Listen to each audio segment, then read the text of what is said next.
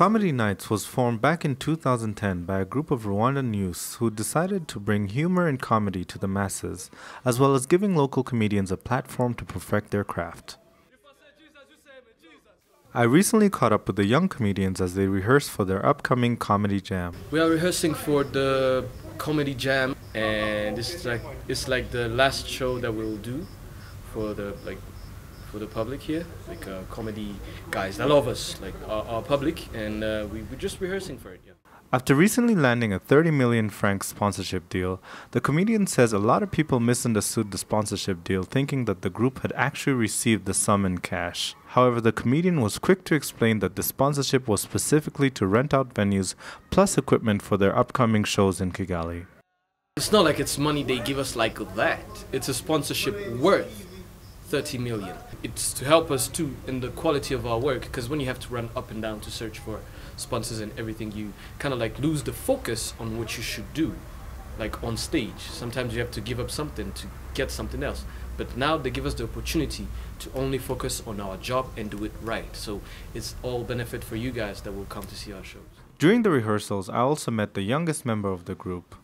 At just 19 years old, the young comedian says he has learned a lot from his peers, but his biggest challenge is making sure that he remains dedicated to his craft and works just as hard, if not harder, to be respected as a comedian.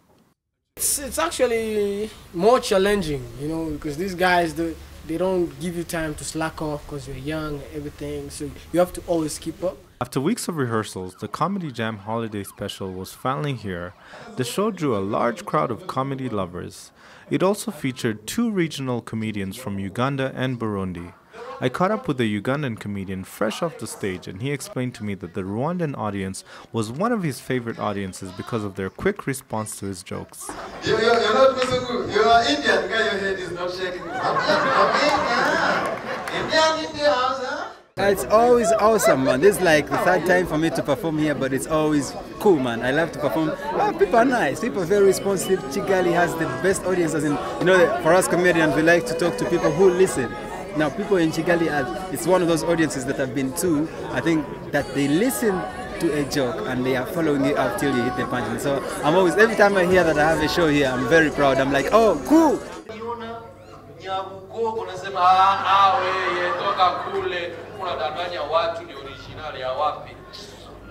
Legendary Rwandan comedian Atom was among those in the audience, and he says that Rwandans need to support comedians by coming to support such events.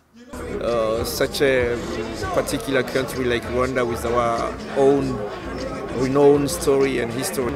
I think to come here and to support this kind of events is something which has to be seen as something very vital, very necessary in schools, in public, on TV, in radio, in more and more innovative manner. And I'm glad to see such an event. With their new sponsorship deal, the comedy group is planning to have at least one big show every 3 months and also bring renowned comedians from different parts of Africa such as Nigeria and South Africa.